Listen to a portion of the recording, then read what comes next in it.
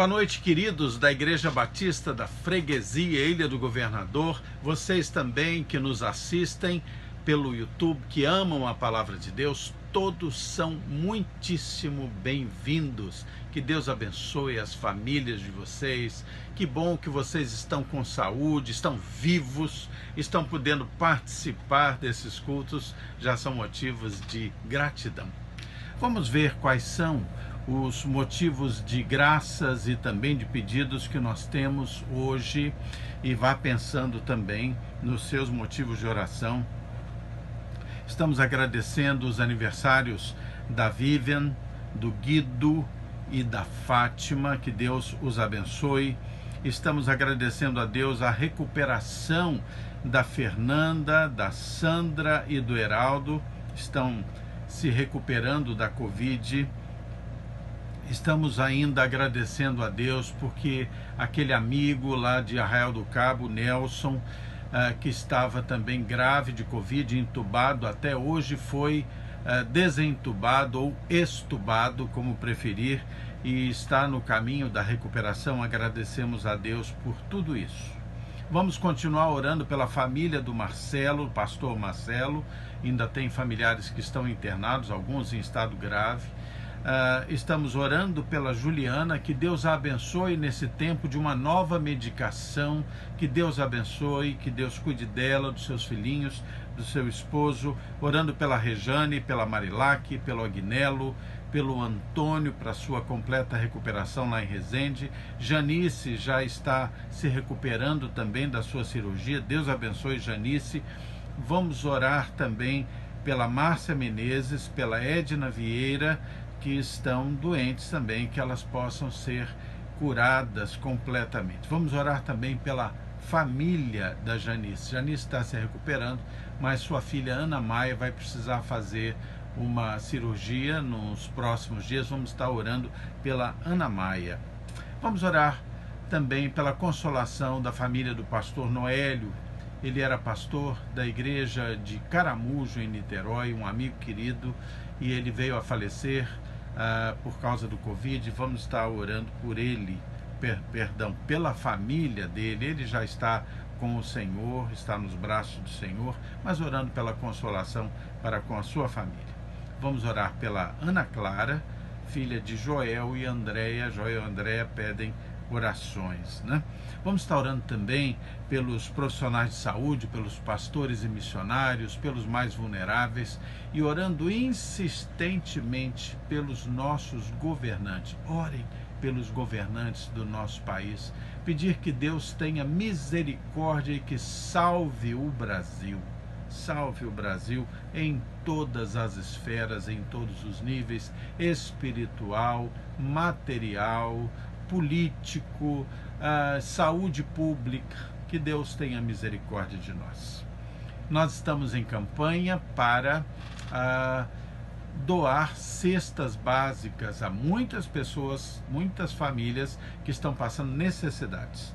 Então, nós estamos como igreja nos cotizando, nos unindo para ajudar famílias.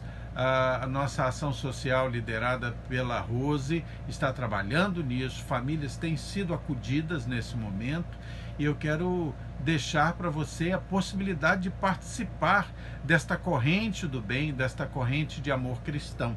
Você pode doar R$ 57,00, que é o valor de uma cesta básica para trazer alimento para uma família.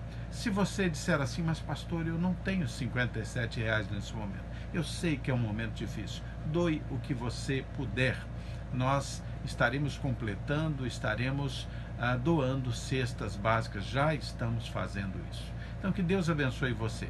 Os dados para a doação estão aí no seu vídeo, nossa conta no Itaú. Você pode fazer o depósito por aplicativo, ou, se você desejar, pode levar a sua doação até a igreja, que fica na Rua Magno Martins, número 165, na Freguesia, Rio de Janeiro.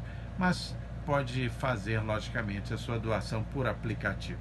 Nós reconhecemos a gratidão que temos grande gratidão, reconhecemos a fidelidade dos membros de nossa igreja, que têm sido dizimistas fiéis, têm sido ofertantes fiéis, e por isso a igreja tem podido realizar a sua função na área social, saldando todas as suas dívidas, todas as suas obrigações. Nós temos podido também fazer um trabalho na área religiosa, na área evangelística, temos podido abençoar missionários, isso porque Deus tem sido fiel através da sua fidelidade. Que Deus abençoe você e sua família, que Deus lhe encha de bênçãos. Ok, vamos orar então, agradecer a Deus por este momento, e hoje nós vamos ter o nosso oração e ação estudo bíblico. Estamos estudando o livro de Joel, livro do Velho Testamento.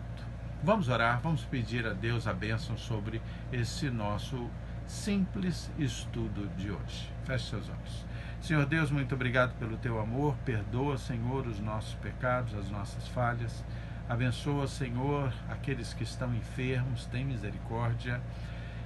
Quero suplicar que o Senhor nos use com teu Santo Espírito, tanto para ministrar esse estudo, na compreensão da leitura da tua palavra, e também para aqueles que ouvem, que possam ter o discernimento vindos do Espírito Santo também, para a compreensão da tua mensagem.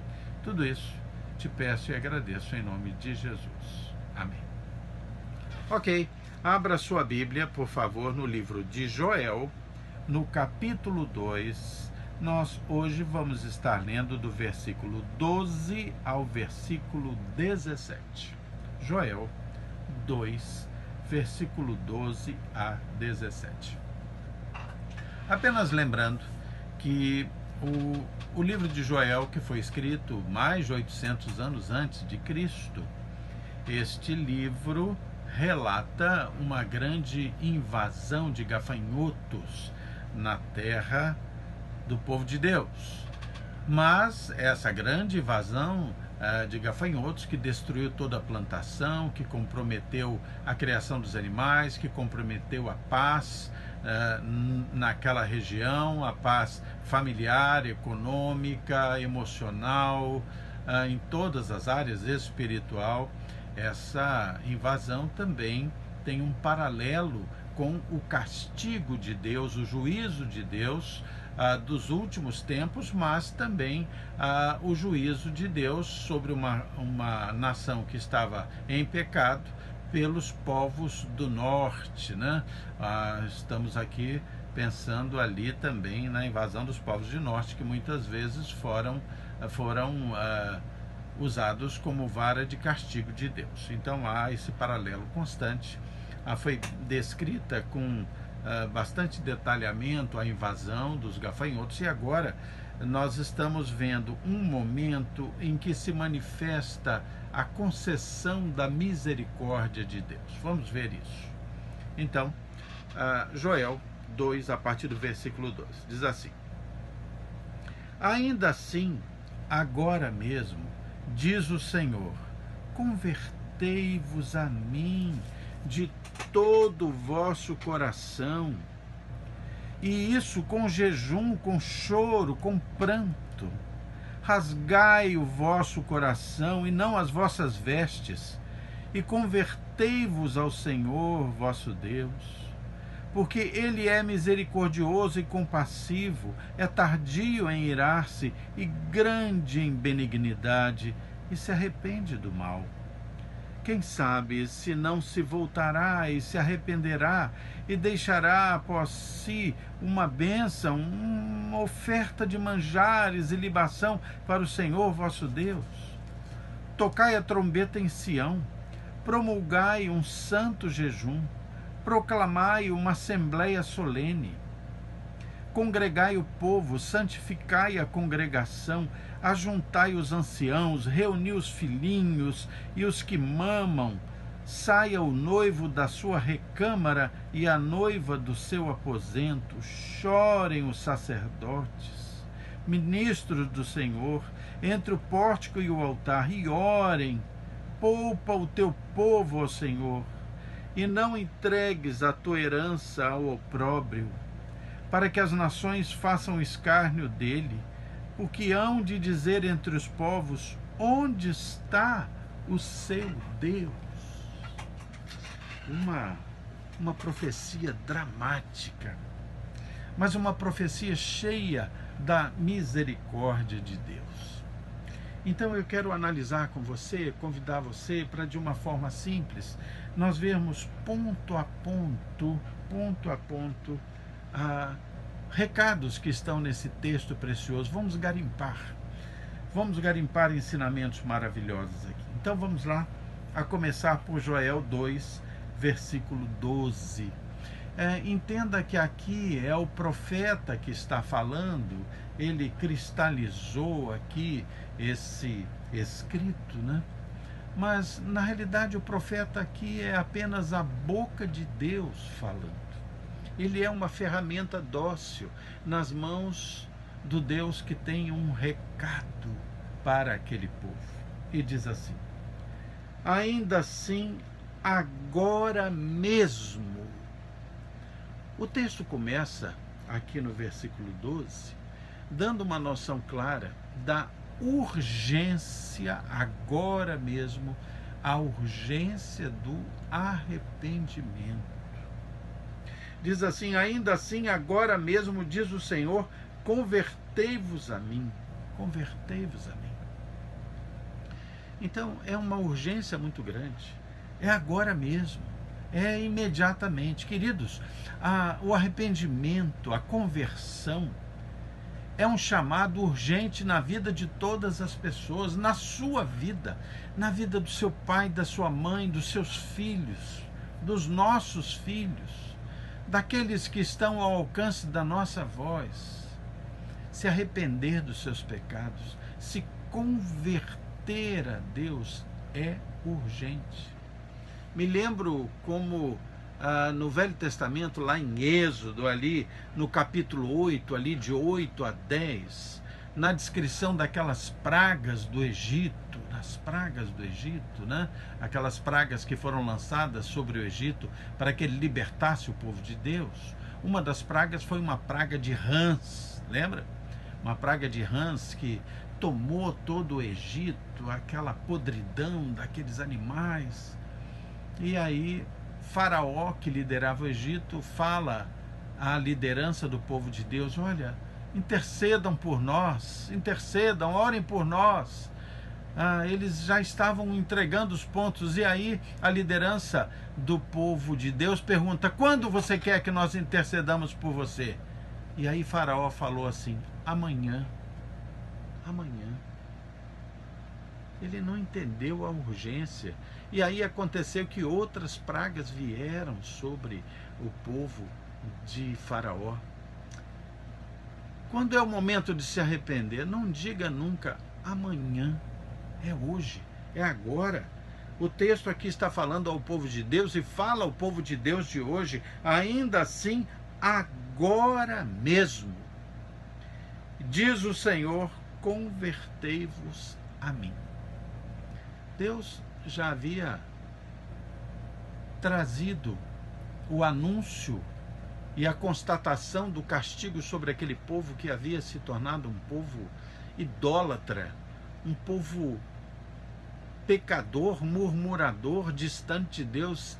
E há um sentimento de amor e de misericórdia e de graça de Deus para com o povo, e diz: olha, agora mesmo, convertei-vos a mim. Converta-se, volte para mim, volte, porque eu quero abençoar vocês. Um relacionamento pessoal com Deus. Não está se falando aqui de uma mudança cultural, uma mudança de hábitos ou de posicionamento aparente. Mas esse converter a mim é profundo, é pessoal. E o texto continua e diz assim: convertei-vos a mim de todo o vosso coração. Nossa, não é superfície, é profundidade. É conversão do coração, não das aparências. Você lembra comigo quando o profeta Samuel, a mando de Deus, estava escolhendo quem seria o rei de Israel? E foi à casa de Jessé, e Jessé apresenta seus filhos. E aí, num determinado momento, os filhos são apresentados com base na aparência de cada um, até que trazem um deles que tinha um jeitão bom para rei, mas através do profeta, Deus fala assim: olha, eu não estou olhando para a aparência deles, eu estou olhando para o coração, para a profundidade do seu sentimento, do seu ser. Aqui o texto chama o povo ao arrependimento e diz: olha, eu tenho misericórdia de vocês, tem que ser agora. Convertam-se de coração, de coração. Que coisa! E aí o texto vai caminhando e diz assim: converta-se de todo o vosso coração, e isso com jejuns. E ali está orientando o povo a fazer um jejum. É claro que o jejum tem o sinal de um grande quebrantamento diante de Deus e de cunho muito particular. Mas ali o que o Senhor está exigindo é um jejum nacional. Isso tem uma grande conotação de um arrependimento, de uma conversão, adotando um caminho de grande disciplina, diligência para com aquilo, levando a sério. Leve a sério. E diz assim: com jejuns, com choro e com pranto. Levando a sério. Uma conversão de todo o coração, levando a sério, com disciplina, mas com quebrantamento. Quebrantando, com choro, com pranto. Sabe, tem faltado muito choro talvez nas nossas vidas e pranto diante de Deus. Não me refiro ao choro de tristeza e de pranto de tristeza, porque isso nós temos chorado bastante. Mas me refiro ao quebrantamento diante de Deus. Lembre-se que a Bíblia diz que perto está o Senhor de quem tem um coração quebrantado. E aí o texto agora do versículo 13 vai dizer algo muito interessante, diz assim: rasgai o vosso coração e não as vossas vestes. Aquele povo tinha como hábito, em momentos de grande comoção, de grande tristeza ou de grande arrependimento, havia no povo judeu, naquela época, não sei nos dias de hoje se persiste, mas naquela época, diante de uma situação de profundo sentimento, rasgar as vestes. Só que aquele rasgar as vestes, foi tomando um cunho muito folclórico, muito cultural, muito de aparência, muito superficial, muita emoção para todo mundo ver. Mas aí o Senhor fala: olha, eu estou cansado de ver emoções superficiais, mas que não denotam um arrependimento do profundo do coração. E aí ele diz, através do profeta: rasgai o vosso coração e não as vossas vestes. Sabe, queridos, nós temos visto muitas vezes pessoas e até igrejas e denominações até fazendo coisas que querem demonstrar grande emoção, grande comoção, depois de um retiro, depois de um culto muito emocional, depois de um período de louvor emblemático. Então se chora, se ajoelha, se grita, se fala em línguas. Mas aí, dali a uma semana, as pessoas voltaram a fazer as mesmas coisas que faziam antes. Passaram a agir como sempre agiram, distantes da vontade de Deus, sem misericórdia, sem amor, sem respeito a Deus, sem cumprimento da vontade de Deus, continuando idólatras consigo mesmo, tendo a si mesmas como seus próprios ídolos. Nós precisamos ter e rasgar as nossas vestes do coração. E não fazer aí uma apresentação depois de algo profundamente emocional nas nossas vidas. Questiono muito essas demonstrações após momentos de grande emoção, choro, sem nenhuma profundidade.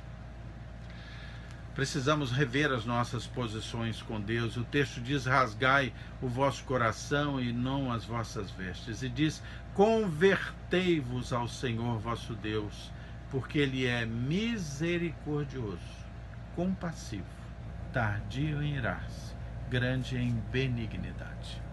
O Senhor está dando aqui uma grande demonstração desse sentimento que revelam as características do próprio Deus. Misericórdia. Misericórdia é sentir a dor do coração do outro, a compaixão, ter compaixão, a miséria do coração do outro. É compassivo, Deus é paciente, compassivo, tardio em irar-se. O interesse de Deus jamais foi se irar contra o seu povo, mas o interesse de Deus é salvar.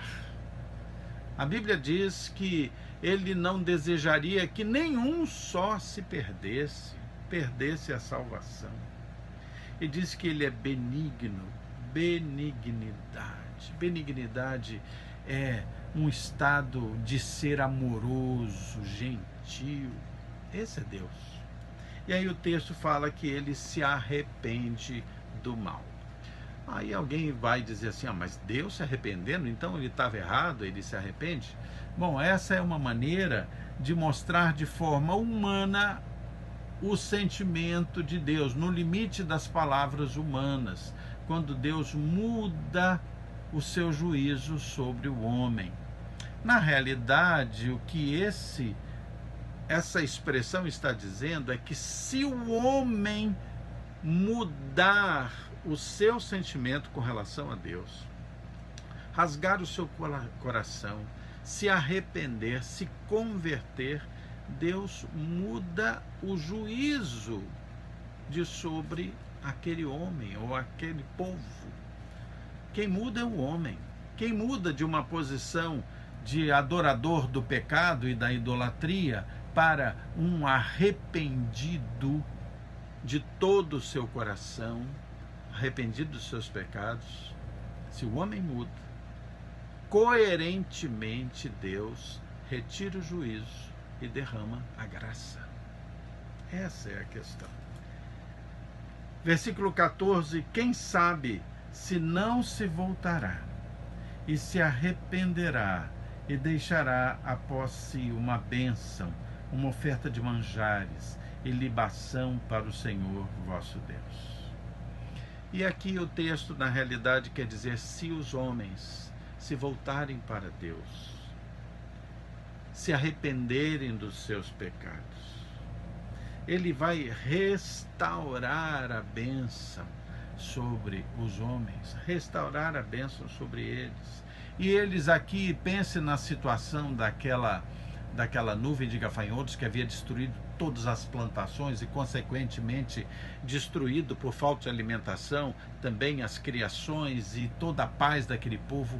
Agora Deus restauraria a provisão daquele povo. E eles novamente teriam meios de fazer os sacrifícios e a libação ao Senhor Deus como resultado da bênção de Deus. Queridos, muitas vezes as pessoas passam por grandes tristezas, por grandes privações e provações decorrentes do seu próprio pecado.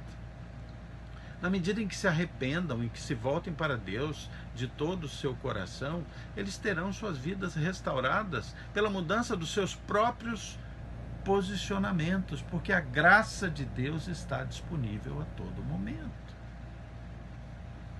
Versículo 15 diz assim: tocai a trombeta em Sião. Quando diz tocar a trombeta dentro daquela cultura, as trombetas tocavam em situações de grande perigo e de grande importância de haver o aviso. Era o aviso para que o povo se prevenisse contra as invasões, contra as catástrofes que poderiam ocorrer sobre elas. Então aqui diz algo assim: tocai a trombeta onde? Em Sião. Tocai a trombeta no templo, no Monte Sião. Isso significa, para os tempos de hoje, tocai a trombeta na igreja. A mudança, o rasgar o coração, o jejum, o quebrantamento, o choro, o pranto, o arrependimento, a conversão, precisam começar sempre na igreja, no meio do povo de Deus. E do povo de Deus ser derramada a graça, derramada o chamado ao arrependimento e à conversão sobre toda a sociedade. Tocai a trombeta em Sião, promulgai um santo jejum, proclamai uma assembleia solene. É preciso fazer isso com diligência, com quebrantamento, de forma ampla, que se espalhe pela sociedade, que seja contagiante, não o contágio da desgraça e da virose e do mal, mas o contágio do bem, parte da igreja. O texto diz no versículo 16: congregai o povo, santificai a congregação, e aí ajuntai os anciãos. Olha, reúna a igreja para o arrependimento e para o quebrantamento diante de Deus. Que isso seja feito de forma santa, santificai a congregação, que a congregação abandone o pecado, que a congregação se reserve para Deus e para a vontade de Deus. E aí começa a juntar os anciãos. Os anciãos aqui têm o sentido da liderança. Comece na igreja e comece com a liderança, um quebrantamento diante de Deus, uma busca de Deus, uma procura de Deus, um rasgar de corações, oração, jejum. Comece dentro da igreja. Comece pelos anciãos. Os anciãos são os líderes, são aqueles de cabelo branco que têm a possibilidade de aconselhar as próximas gerações, de dar exemplo às próximas gerações. E o texto vai continuando e agora diz assim: reuni, isso no versículo 16, reuni os filhinhos, e aqui está se referindo aos jovens. A reunião dos filhinhos é a reunião dos jovens. Os jovens que têm força, que têm energia, que têm alegria, que têm vigor. Que esse arrependimento, essa conversão, essa mudança para Deus, quando ele diz convertei-vos a mim, comece na igreja, passe pela liderança da igreja, atinja os jovens. Estamos falando aqui de jovens e adolescentes, que se estenda sobre eles. E depois ainda vai dizer assim: reuni os que mamam, crianças. As crianças precisam ser conscientizadas dessa necessidade de servir a Deus de coração, não de aparência, não de vestes rasgadas, mas de coração rasgado.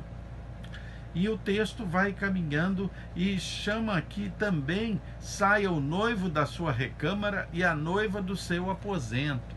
É interessante que na cultura judaica, quando os noivos se casavam e iam para o seu aposento nupcial, aqueles noivos eram dispensados de todas as suas obrigações por um ano, para que o marido pudesse se dedicar à sua noiva, para que eles pudessem experimentar as delícias deste novo relacionamento. Mas ainda assim o texto diz: olha, vocês podem ter todos os direitos, mas agora é tempo de arrependimento, conversão, rasgar o coração. Interrompam aquilo que vocês acham que é tão importante para esse momento e dediquem-se a uma relação profunda com Deus. Às vezes nós vamos deixando a relação com Deus para depois, como fez Faraó, né? Quando eu falei agora há pouco com relação à praga das rãs. Interceda por mim, liderança do povo hebreu, interceda por mim, Moisés. E ele pergunta quando? Amanhã. Às vezes nós temos tantas obrigações, tantas prioridades na nossa vida, que sempre deixamos para amanhã um profundo relacionamento com Deus. Não faça isso. O relacionamento com Deus, santidade, é para hoje. Anciãos, jovens e adolescentes, crianças, é para hoje. Todos são responsáveis. Mas eu tenho tantas obrigações. É hora, é agora. Caminhando um pouquinho mais aqui, versículo 17 diz assim: chorem os sacerdotes ministros do Senhor. Esse é um chamado aos pastores. Chorem, busquem a Deus.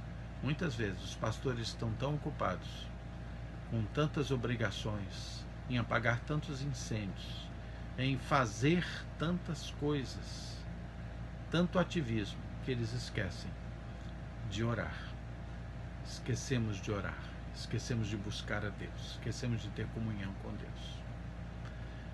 Mas ainda há algo pior. Às vezes há líderes, pastores que estão liderando igrejas, mas a sua vida não está em santidade com Deus. Talvez você, pastor, líder, esteja com pecados ocultos na sua vida. E aí, se você não está chorando diante de Deus, se você não está com o coração contrito diante de Deus, se eu não estiver com o coração contrito de Deus, como irá o povo buscar a Deus, se espelhar nos seus líderes? O versículo vai caminhando e vai dizendo: chorem os sacerdotes, ministros do Senhor, entre o pórtico e o altar, ou seja, dentro da casa de Deus, e diz: e orem, poupa o teu povo, Senhor. Aqui é a sugestão da oração que os líderes, que os pastores devem fazer. Poupa o teu povo, ó Senhor.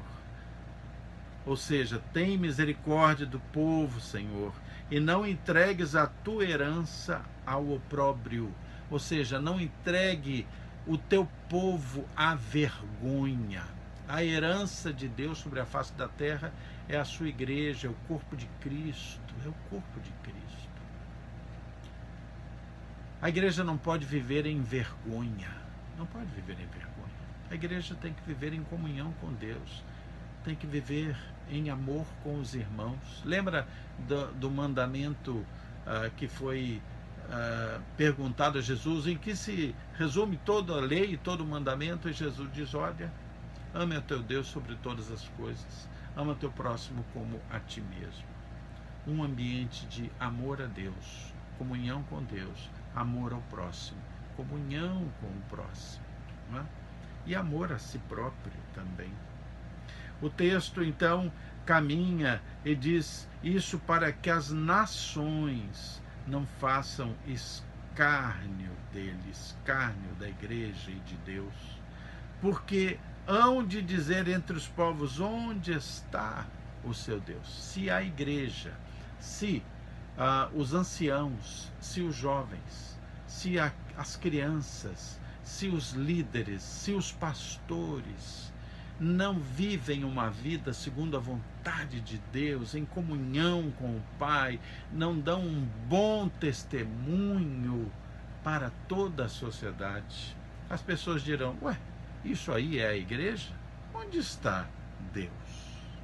Grande responsabilidade, grande mensagem, chamando o povo de Deus a rasgar o coração diante do Pai e clamar por restauração na sociedade. Isto porque aquele povo estava diante de uma grande praga, a invasão de uma praga sobre o reino de Judá.